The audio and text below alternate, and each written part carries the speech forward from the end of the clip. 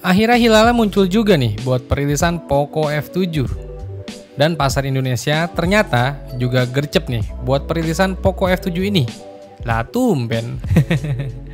Jadi lewat Instagram resminya si Poco Indonesia udah kasih kita spill nih. Di tanggal 25 Juni 2025, Poco F5 5G secara resmi dirilis buat pasar Indonesia. Ya beda sehari lah ya sama perilisannya buat pasar Perindavan. Banyak yang ngira desain dari Poco F7 ini mirip kayak desain dari Redmi Turbo 4 Pro. Ternyata agak lumayan beda ya. Banyak yang bilang desainnya ini kayak desain HP bocil gaming gitu. Tapi ya perspektif masing-masing sih. Lah, ini sih kebangetan banget desainnya. Kok bisa ya sekeren ini? Bener-bener dah Poco, gak habis thinking aing. Kalau desain begini plus speknya di luar Nurul sih, ini mah kejem banget sih Poco. Speknya aja bakal sampai tumpah-tumpah, nguber dah tuh. Biasanya juga pas masuk pasar Indonesia, Poco Indonesia itu selalu kasih kita harga yang ekstrim sih. Palingan nanti Poco F7 5G kayak yang udah-udah dihargain ya di 5 jutaan, ya nggak? Mantep kan? Buat desainnya ini udah minimalis ya, tapi jeroannya itu udah mantep. Buat layarnya sendiri, Poco F7 ini hadir dengan layar berpanel LTPS OLED, ukurannya 6,83 inch. Resolusinya di 1,5K dan tingkat kecerahan maksimalnya di 3200 nits.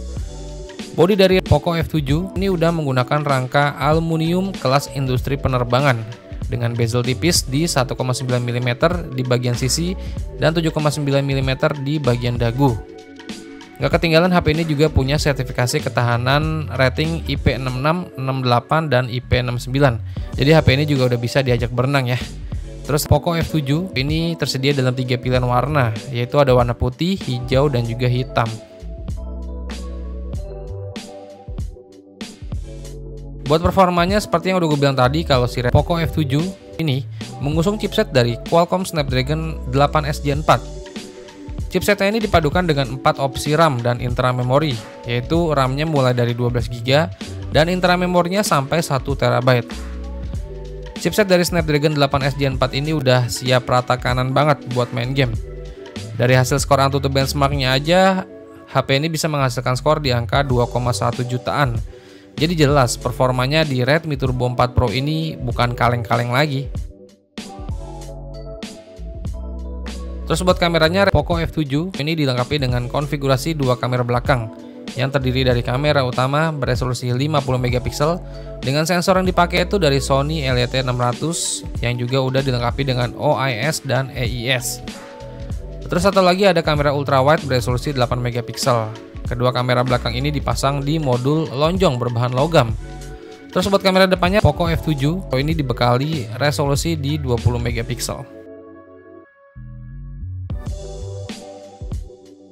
Fitur lain yang ada di Poco F7 ini ada pendingin 3D ice cooling dengan kapasitas 6000 mm persegi dan Rage Engine 4.0 untuk menghadirkan performa stabil dalam penggunaan game berat. Terus buat dayanya, HP ini dibekali dengan baterai berkapasitas besar di 7550 mAh yang mendukung pengisian daya cepat fast charging di 90 Watt dan reverse charging di 22,5 Watt. Terus buat harganya nih, kalau di pasar Tiongkok sana kan namanya Redmi Turbo 4 Pro. Nah, di global atau di pasar Indonesia itu nanti di rebranding jadi Poco F7 5G. Nah, kalau kita lihat dari harganya si Redmi Turbo 4 Pro di pasar Tiongkok, jadi untuk harga Redmi Turbo 4 Pro ini varian terendah RAM 12GB, intra memori 256GB itu dibanderol di angka 2.199 yuan atau sekitar 4,9 juta rupiah. Terus varian paling tinggi RAM 16GB, intra memori 1 TB itu dibanderol sekitar 6,7 juta rupiah.